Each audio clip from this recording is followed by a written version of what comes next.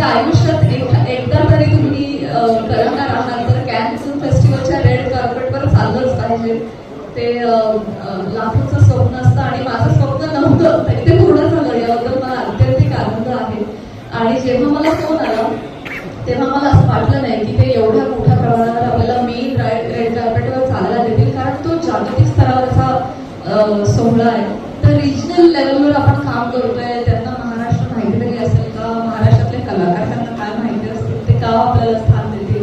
पण समहाऊ ती जी संस्था आहे त्यांनी खूप छान नियोजन केलं आणि मला अत्यंतिक आनंद झाला की महाराष्ट्राला मला तिथे मराठी भाषेला, मराठी माणसांना आणि आपल्या संस्कृतीला रिप्रेझेंट करता आलं. अत्यंतिक अभिमानानं मी ते नऊवारी कॅरी केली. म्हणजे माझ्यासाठी पेक्षा मला मराठी संस्कृतीसाठी खूप आनंद होत होता की नऊवार आज तागायत कधी कॅनच्या रेड कार्पेटवर झालेली नव्हती.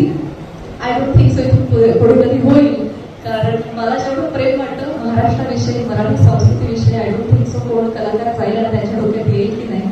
पण मी जेव्हा मला फोन आला तेव्हा माझं ठरलं की मी जर रेड कार्पेटवर जाईन तर मी नथ नऊवार मध्येच जाणार. आणि ते महाराष्ट्राने इतके अप्रिशिएट केलं आणि पॅन इंडिया लेवलवर अप्रिशिएट झाल्याचं मला